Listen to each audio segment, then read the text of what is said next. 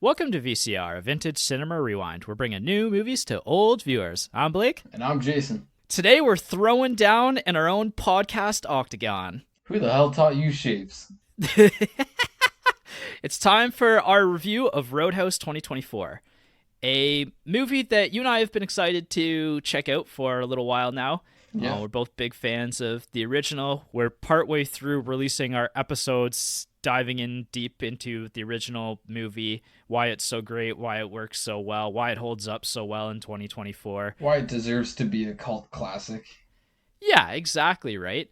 In between here, we've kind of got a little bonus episode to do a Roadhouse 2024 review. We don't do a whole lot of new movie reviews on this podcast, but it's kind of fun doing one of these. Yeah, it's only really when it connects with one of those like cult classics that we've only done The Matrix and now Roadhouse, really. Yeah, and there's a couple others that I think I do want to do at some point. Like, I might honestly, depending on timing, release dates, I wouldn't be against doing like Godzilla Oh, yeah. later this year when it gets released, because it's one of my favorite movies of the last 10, 15 years probably. Like, the new one's incredible. So Yeah, I want to see it. I haven't yet. yeah, it's pretty awesome. Anyway, so we're talking Roadhouse 2024.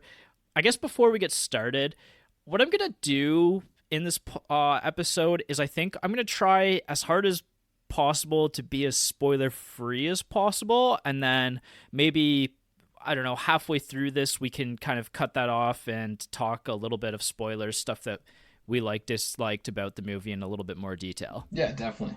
I guess where I want to start off with is the stuff that I liked about this movie. And at the top of the list for me is the performances, specifically of the top four cast. Jake Gyllenhaal taking on the big shoes of Patrick Swayze as Dalton. Those are big shoes to fill for such a tiny man. Yeah. I actually don't know how tall Jake Gyllenhaal is, but Patrick Swayze, not the largest guy in the world. But anyway, I thought Jake Gyllenhaal was really good in this role, actually. Like, his performance is like quietly funny. He's very nonchalant. Like, his kind of like shit rolls off his shoulders performance is a really nice nod to Patrick Swayze's character, while also doing something original, doing his kind of own take on this character in this story. Yeah, he portrayed the be nice without saying it, which Exactly. was like enough of a nod that yeah, like I think he did fairly well there. Yeah, honestly, like the whole UFC backstory as well around his character, to an extent, works relatively well for me. Yeah, it's fitting with the times. There wasn't anything like that specifically back then. And Right. yeah, it blends in with society today. It's not like out there or anything. I think it's pretty interesting. I think that there's heavy implication that he did something really dark during his tenure in the UFC, and I'm actually kind of surprised that the UFC signed off on that while watching it, because it doesn't necessarily portray the UFC as a fight culture the best. Yeah.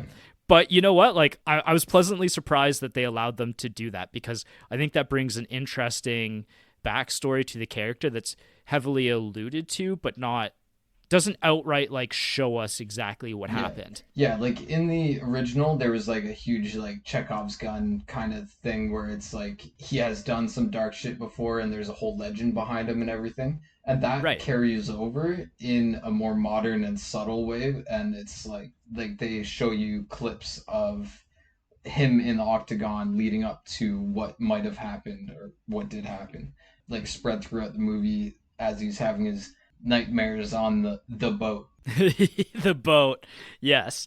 You know, you and I are both big fans of Jake Gyllenhaal on this podcast. I think that, you know, this is a role that people are going to see. Like, it's on Prime. It's one of the more prominent releases on streaming platforms this month.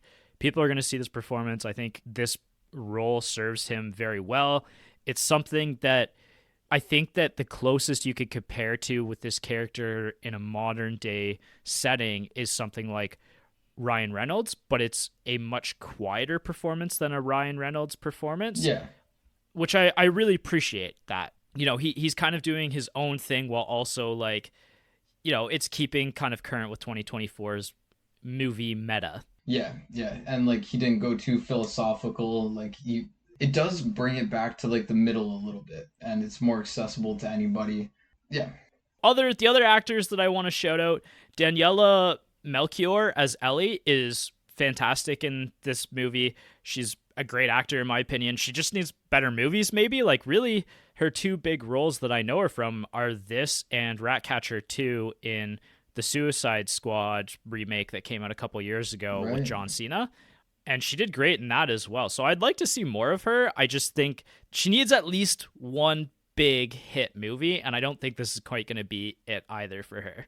I saw online like her being like randomly hyper Portuguese in Florida was like why, but Right. it kind of fits in with the movie of like how her father's crooked and like not to say anything about Portuguese people, but but It's an like interesting route you're taking us down here on yeah, the yeah. review.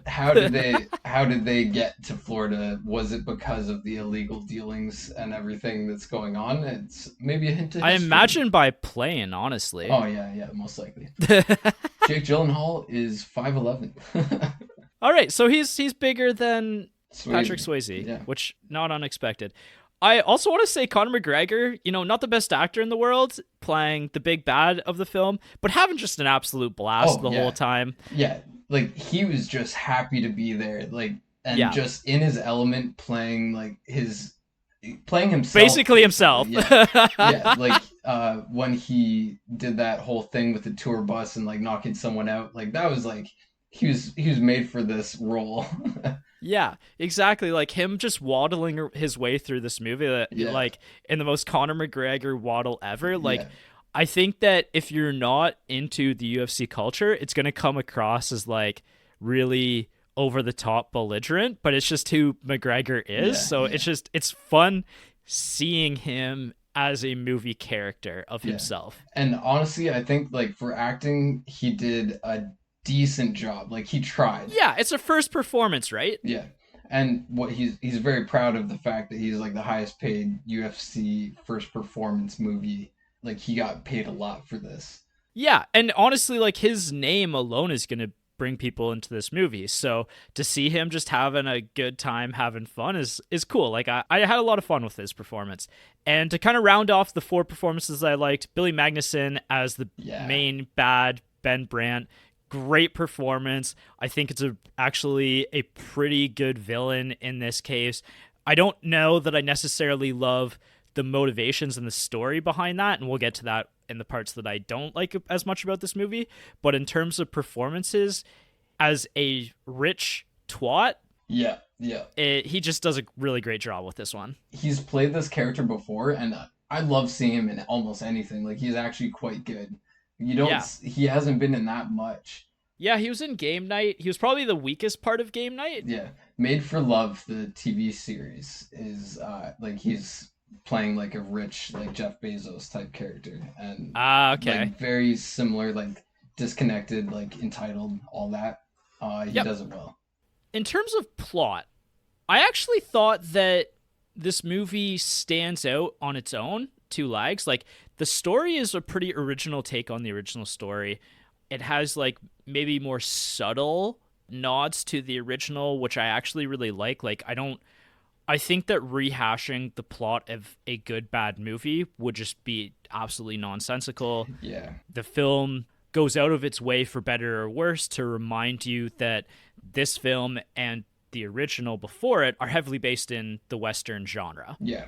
And I think that to a point, I actually did enjoy that because, I think that the average moviegoer who's going to see this might be a little bit more interested in going back and looking at what a Western might look like Yeah. based on a film like this. Overall, I think that some of the choices that were made at a big picture level worked for me. Like I'm glad that they decided to just do their own thing, push forward with something original rather than just completely rehashing. Yeah. Yeah. If they did the exact same storyline and everything, that'd be too much, and it wouldn't hold up. So they did a modern take with their own spin a little bit, and they took what was good from the original and kept what they could from it. They didn't take everything good, but overall, pretty solid. I almost said I have no complaints, but I have a lot of complaints, and we're about to get to those. Yeah, yeah. No, it feels like this is what a remake should be, in my Yeah. opinion. And what I actually want to say instead of remake, to now kind of reframe this, this to me feels more like a reboot or a reimagining of the story. Yeah. I think calling this a remake actually does it a disservice, because I actually think that there was some care in this story and portraying this on film. Yeah, it does have the same kind of lack of real like heavy plot or anything like that that the original Right. has, because you can't be too serious with this. They took a solid, like they towed the line of like silly and serious and fun and dark. Like they did quite a good job for what the original is and how they can make it their own. Yeah.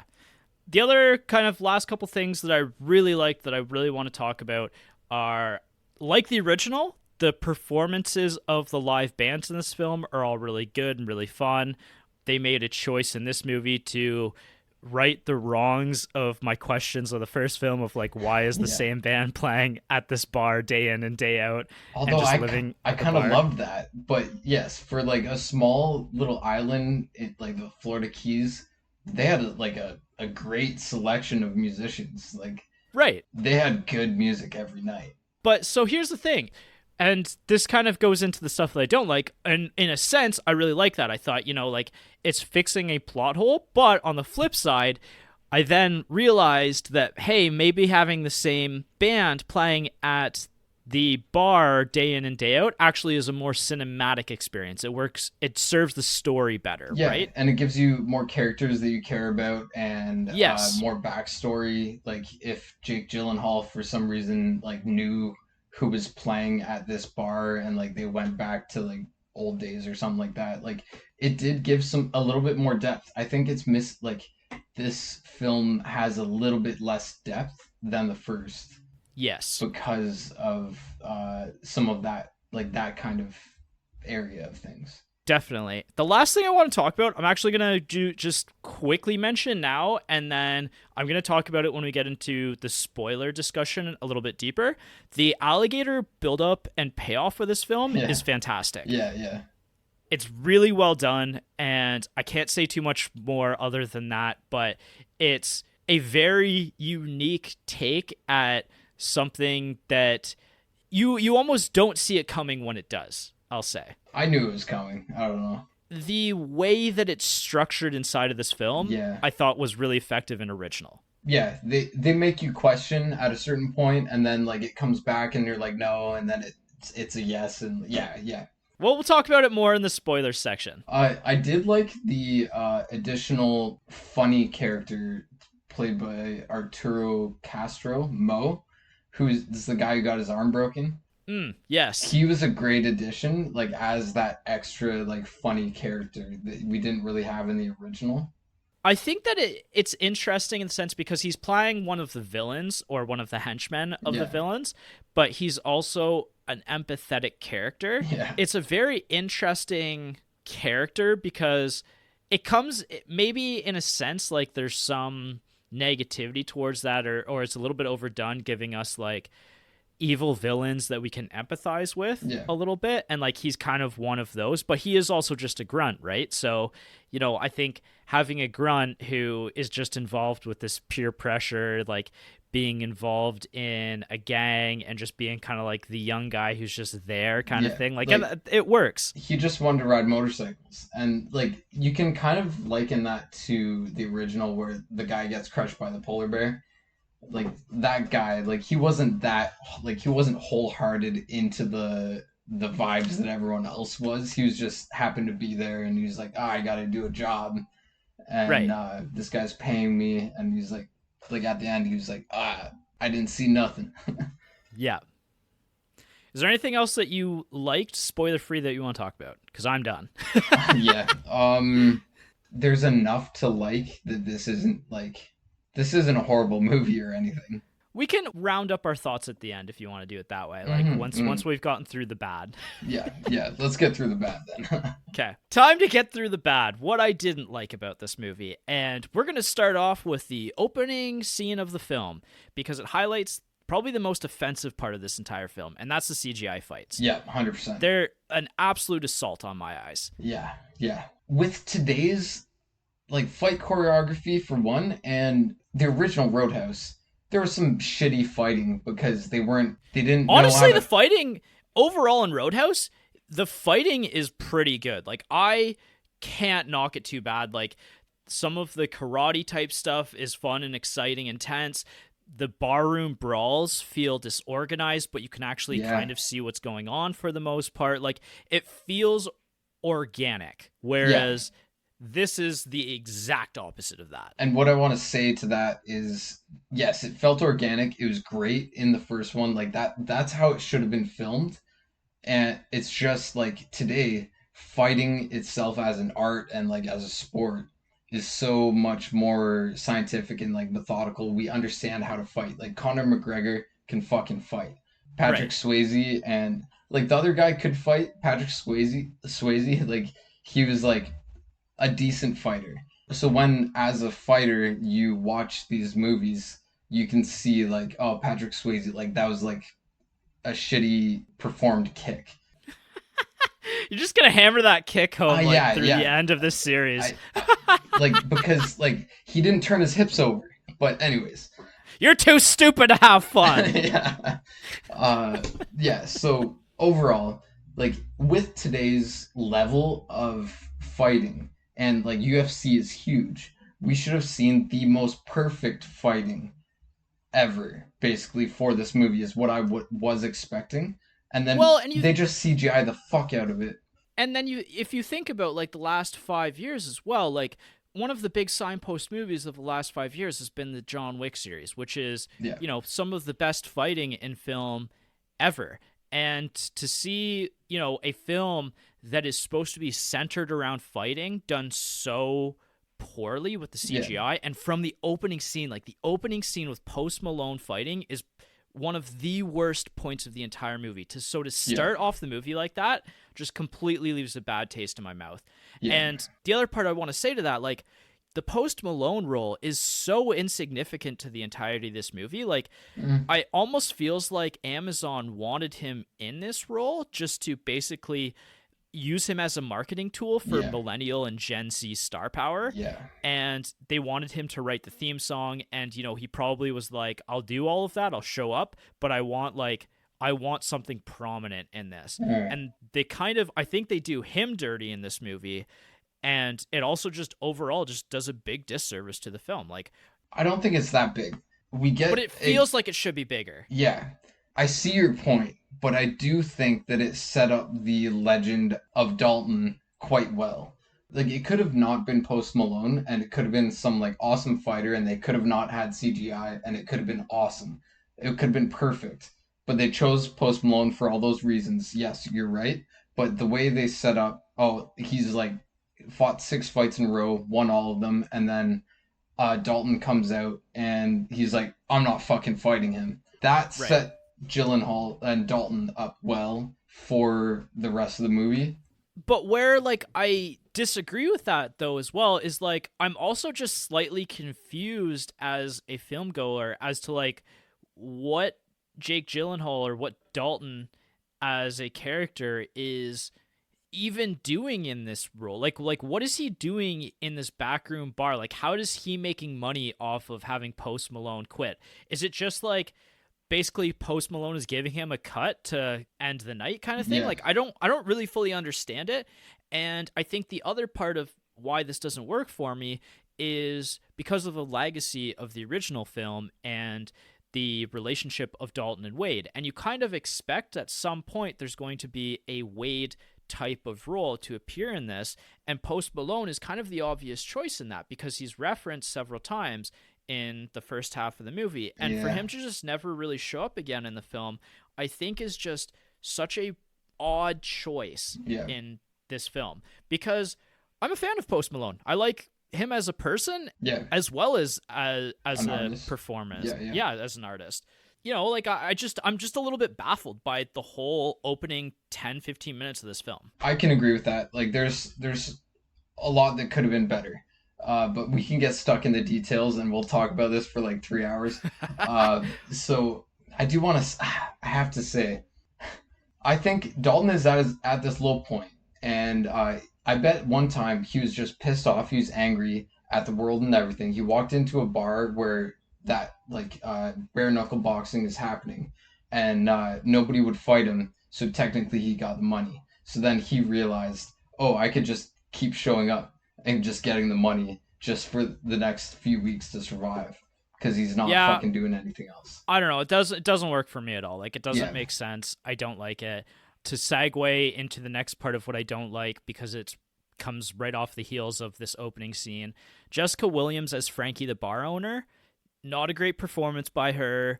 In fairness to her as well, the movie doesn't really give her anything to work with either. I kind of understand why she's there to recruit somebody to help her kind of get the bar under control, but her primary motivations as the film goes on just kind of get lost in the details. I honestly can't even fully explain to you. Like, I can explain to you why at the end of the day she's fighting with Brad, but like all of her family history is kind of like washed over really quickly. Like it's just it's a nothing role, and it's kind of a nothing performance. And to compare again to the original, like Tilghman isn't necessarily the most crucial part of the Roadhouse film. No. He's kind of doing a weird performance, honestly, in it. But at least it's a weird, memorable performance. Whereas I can't say that about Frankie in this. Yeah, she was out of the way the majority of the time. Nothing really mattered. Like, Gyllenhaal was only doing this for Charlie, basically. Right. Which is why, at the end, whatever happens. I'm going to be honest as well, cutting into this, it took me a minute to even realize who you were talking about when you said Charlie, because this is the other problem that I have with the characterizations in this film. The original takes its time to get to know every one of the main people in the bar, whereas outside of the 4 people that we talked about in Frankie, I don't know the names of any of the other people who work at the bar. I don't care about any of them. I don't care about any of the baddies really, except for the 2. I so don't understand why this film didn't understand what made the original so great and having like memorable characters and memorable performances. Like, it's the depth. It's lacking depth.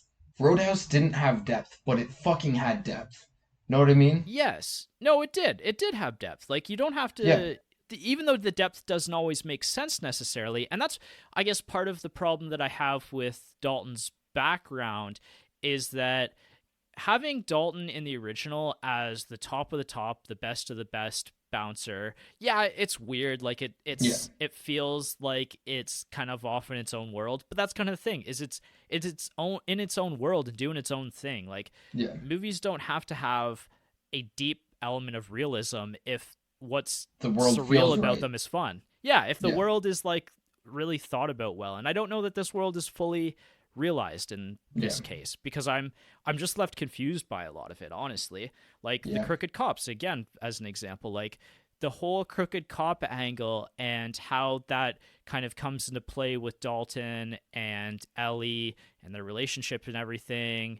It feels chaotic. It doesn't feel cohesive. I can 100% agree with that. Like, they're missing a lot of the back characters, backstories, like who you care about, why you should care about them. Like, all of that is kind of missing. I also, in 2024, and this isn't the fault of the movie, but it is an unfortunate sign of the times, is throughout the film, I'm just kind of waiting for any or all of the characters to just pull out guns and start shooting. Yeah. Which I loved how they had that one scene where the guy's like, I have a gun, and Gyllenhaal's like, yeah, you showed me. But if I break your fingers, you can't shoot the gun. And then that was an awesome scene. I did like that. There's definitely some good bits in this movie. Yeah, I'm glad that they did that. I wish it had come a little bit earlier, maybe. I think that I would have been a little less baffled with them trying to just keep in the fight scenes, especially because we see in this movie that murder is more or less okay at points in time, and most of the characters are okay with committing a little First Degree now and again. Yeah. So it just feels like in 2024 in America that guns are just too prevalent to ignore in a sense. And that's just an unfortunate reality of this film taking place in 2024. Yeah, completely fair. What I haven't talked about yet, but I want to, is the cinematography and the camera. I think this is not a very well shot film. The cinematography at times is so dark that it feels like it's just kind of trying to hide bad CGI. And one of the worst offenders of this is during the bridge scene. Once you see the movie, you'll understand what the bridge scene is. It feels like it's just keeping it dark just so that we don't really fully understand what's happening. I agree with the darkness aspect and the CGI, but just that also just the plot scene, like the plot of that didn't make sense. To kind of expand on this as well a little bit, like the camera, some of the shots just don't work. Like the panning between characters to quickly catch the dialogue. I don't know if you noticed that, but it feels really lazy. And it's also somewhat nauseating. Like some of those quick shots, I was starting to get like almost a little dizzy between them. If you know kind of the background of behind the camera, what's happening, when you're shooting two characters doing dialogue with each other, oftentimes you have to use one camera shooting on one character, and they do all of their dialogue, and then they have to reset up the lighting, and that takes like an hour or two to actually reset up lighting, so then the other character has the proper lighting and everything, and then they do their lines. And it just feels kind of lazy to do this quick pan between the two characters, and we're in a dark setting. It's not very well lit. It just doesn't work, and it just feels so bizarre that a filmmaker would make that choice to use that kind of camera. Especially in 2024. Like, we've seen so many movies shot with these shitty styles in the past, like, 10 years. You would think, like, come on, just put in a little effort. But yeah, so like there's some areas where this movie is just phoning it in. The biggest thing I think that the plot misses is that Garrett Wade character. There is no like mentor. I think that was so big, especially because they could have brought in someone fucking awesome. It should have just been Post Malone. Like, it should have just been Post Malone and him being bros. I think that... So here's the thing, is if you understand film history, the 80s were a time of mentors and mentees. A lot of films have a subplot that involves a mentor passing on the torch. And I think that maybe shying away from that slightly in 2024, doing it a little different, okay, that's fine. But Post Malone was set up as the character that should have been brought back halfway through the film, had a good relationship with Dalton, and I think that there was something that could have been done there. And I agree with you. That character is missing, and it's a massive hole in this film. Yeah, and they have so much access to incredible people in real life that could have came in for that with the UFC connection. Right, yeah. Not even UFC. Like, you could have just had some actor who's in their 50s looking to transition into maybe like a more mature role, right? Know who it should have been? He was an old boy. But the new old boy, Josh Brolin. That would have been fun. Yeah, like just anything really like could have worked for me. Yeah. It's a gap for anybody who's seen the original. It feels like that element is missing, and it should have been in this movie. However, on the flip side of that, it would almost had to have been Jake Gyllenhaal's coach, his UFC coach or something like that, because the thing that this movie doesn't lean into is the whole in-depth world building of the bouncer life and the bar life, because Jake Gyllenhaal is just somebody who was in the UFC, who left, who's kind of in this underground scene now. You know, he's not even himself like an expert bouncer or anything, and this film doesn't care about bouncing as a profession, essentially, right? Which, like if you're bringing it into 2024, it's hard to keep that because it's not a fucking thing. Yeah, exactly. The last thing I'll say about stuff that I don't like before I talk a little bit of spoilers is the last 20 minutes of this film, like the first 15 minutes of this film, are bad and I don't like the ending of this movie. I don't like where the characters leave off in this film. It just leaves a bad taste in my mind. It's inconsistent with some of the earlier scenes of the movie. Like, I do want to talk about that, but we have to wait until we talk spoilers a little bit more. They also don't have the romance enough. Like, yeah, he struggles with romance a little bit, sure, but like there was no breakthrough, so you didn't really care about him and Ellie, who's Elizabeth. What I did like is the naming. They had the Double Deuce as the restaurant beside the glass Oh, I bookshop or didn't whatever. notice that. Yeah, yeah. So they kept that, and then the naming of the Roadhouse was okay. There could have been so much better of a backstory, like you said earlier, about the whole like why she has the Roadhouse, why she cares about it, why we should care about it. Just calling it the Roadhouse was kind of cool. The boat should have been named the Boathouse, but they just called it the boat, Yeah. which would have been good. Yeah, and then like the fact that they kept Elizabeth as Ellie, who's the doc, and he does call her doc. Like there's enough callbacks that like they have some respect for the old movie, and they like really overall they do have enough respect, but like they could have brought in some of the heart and some like The camp is what's yeah, missing. yeah. And like they tried to do some of the humor appropriately, and like there are some like cheesy lines that are said, but like some of it's misplaced. Like when they're, I don't know if I should say this or wait for spoilers. Do you have any spoiler free comments that you have left? I guess before we get into the spoiler discussion, do you kind of want to round out your overall thoughts on the movie? Yeah, you go first though. Where I land on this film is that I don't know that I can recommend this one, honestly. Like, I think that the performances are all great, but in 2024, you kind of just come to expect most of the performances of the main cast to be pretty good. Like, most actors understand their roles at this point in time.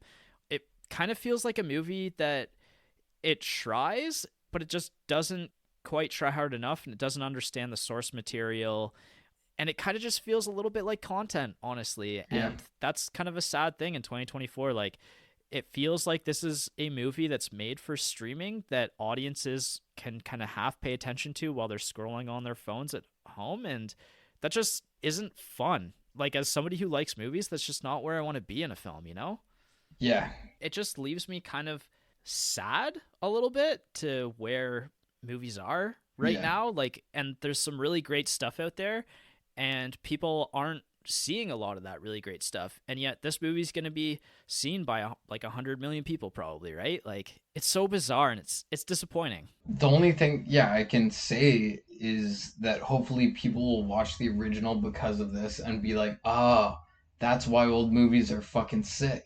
I don't know if that's going to happen necessarily. Like, it's not that I didn't fully hate this movie. It's just there's just so many problems with it. And again, at the end of the day, it almost feels like it doesn't like movies. Yeah. I don't know. I'm a little sad by this movie. And to start my little diatribe on how I like the movie, when we recorded our first episode of watching this movie, we were really excited for Gyllenhaal to just fucking kill it because Right. we had too high of expectations for him. I think he did a decent job, but I think he also saw like where this was going and how it was filmed and like the CGI. Like I don't know, it's like he didn't have the heart because the movie didn't have the heart or the plot or the writing, and they were adding in these CGI things that he was probably like, come on. I still am on Jake Gyllenhaal's side. I'm in his corner, but I feel like he couldn't be everything that he wanted to be in this. He was decent, but he was phoning it in a little bit as well. Fair. That's fair. Yeah, it's a movie that I don't know that I'm going to return to, you know? Like, Yeah, with all the poor choices that feel made in this movie, like, it just doesn't feel like the end result. Just the means don't justify the ends here. yeah. Again, like I wouldn't recommend this to. I would recommend the original for sure over this, which I hope is the prominent discussion about this movie. I'm glad that it's being remade just so that people will be like, oh, that's another movie that I've had on my list for a long time, and I'm gonna bump it up now because this came out. I hope like that's the best I can hope for this movie, basically. Yeah, and I guess time will tell. Like, as a very small frame of reference to this, like when I was watching this movie, I watched it the night it was released. My sister and her husband also watched it, and they were like, "Oh, this was great. I loved this." And they were like, "I Mm. haven't seen the original, but it felt like, this movie did a really good job representing what the original was." And I finished it and went, "Oh no, like they're not Yeah, going to even see the original anymore. Like they're just going to think of this as like, the Roadhouse." And that's disappointing. yeah. I will say like there was a lot of fucking awesome brutality. Yes. That is nice to see because we didn't see that as well. Fuck, guy got his throat ripped out in the original, so like that was pretty fucking awesome. That's one of the things I was like, there was no throat rip, and there was no I fucked guys like you in prison, which This movie almost plays it safe to a fault. It's in certain ways, and that's one of yeah, those things that it plays safe, right? yeah, and you also have to remember that this like the original was 1989, and a throat rip was like fucking insane to see back then. But now it's like we've seen that multiple times, and we've seen it parodied, and we've seen it like overdone, whatever.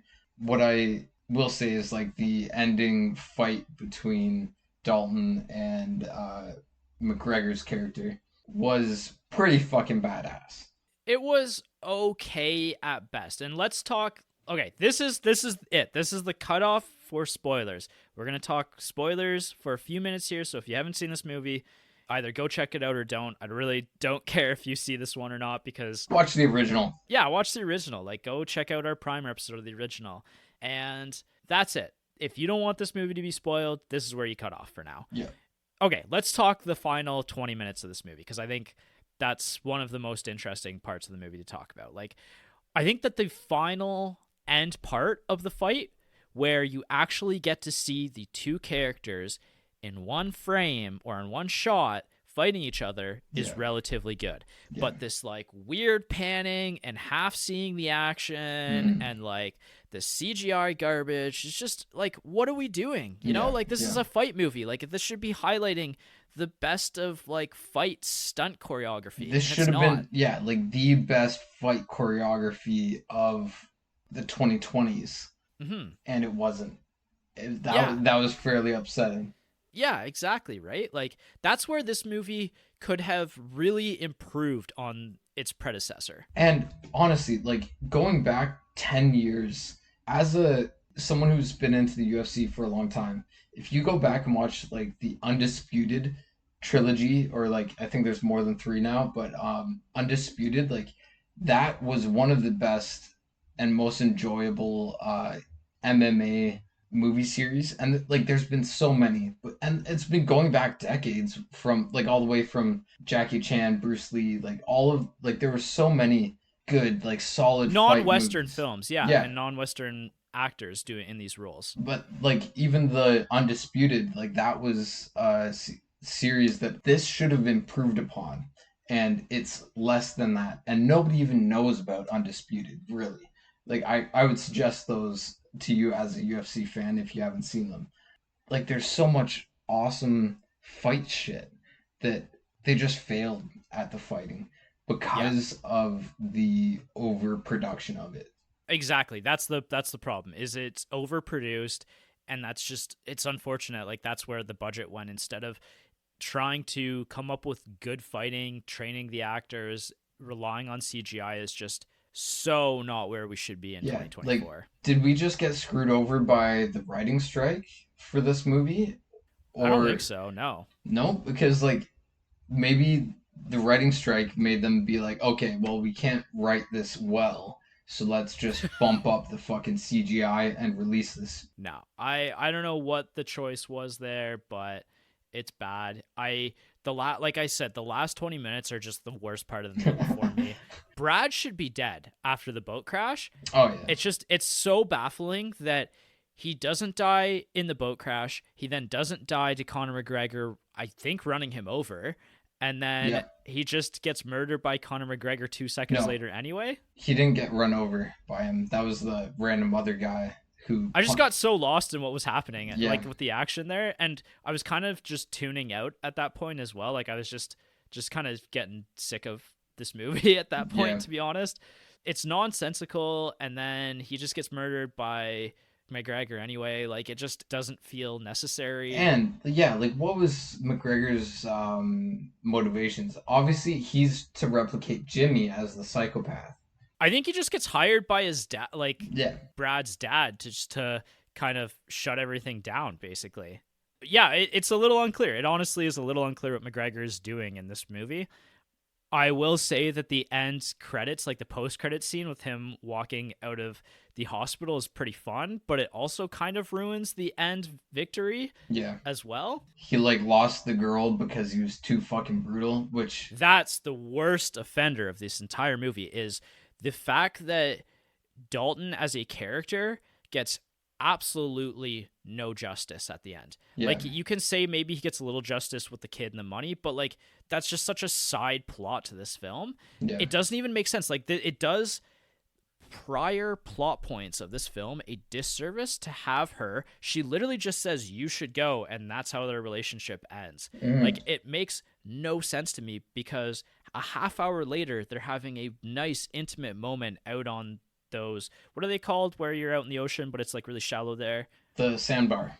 Yeah, the sandbar. They're out on the sandbar and they have that heart to heart. She accepts him for who he is and everything there, and just to then half an hour later have her just say you should go, and that's how this film and this relationship just ends abruptly, is just baffling. I would say that she acted that well. She was told to act that way. That sucks, but she acted it well. Yeah, no, I have no problems about her performance or Jake Gyllenhaal's performance, but like I think Jake would have done so much better if it was written better, and like if he had high expectations for this movie. I feel like he would have fucking loved to like fully immerse himself in the perfect Roadhouse remake, and he wasn't able to because of the production and writing. I don't know. I thought, again, like I actually like his performance as just quietly like accepting, nonchalant where he is in this world. And it's the writing's not great of his character.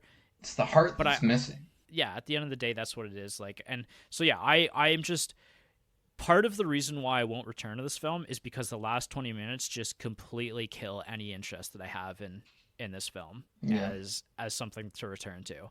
I think that's where I like bleak endings, but this isn't quite a bleak ending. It's kind of a bittersweet ending, but like for Dalton as a person, like how has Dalton grown here? Like what have we seen for Dalton as a character? Like where does he go from this? Like he hasn't really like accepted his demons. Like he hasn't really like moved on. Like he just physically moves on. And that's it. Yeah. I'm just really disappointed in that. And for that reason alone, like that's why I really can't recommend this movie or see this being something I ever return to. Yeah, I'm curious if like in the beginning of our discussion during this episode, we were like a little bit pumped about it, a little bit excited. We talked about like some of the good parts. I wanted to front run my discussion with the stuff that I liked, because I didn't want to just come in here swinging on this movie, because there are aspects of it that work. It's just overall as a film, like it doesn't work for me, and like I didn't want to come in here and just like trash the movie.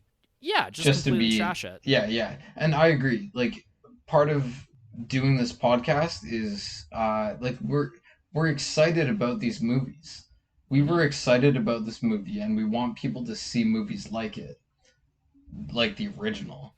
And we came in to watching this movie with high expectations, or at least like we tempered them a little bit, because we are like, we understand the movie industry, like how things are releasing at this point, and like it could have been a fucking huge hit, or it could have been a huge miss, and there wasn't that big of a difference in between those two things with how things are these days.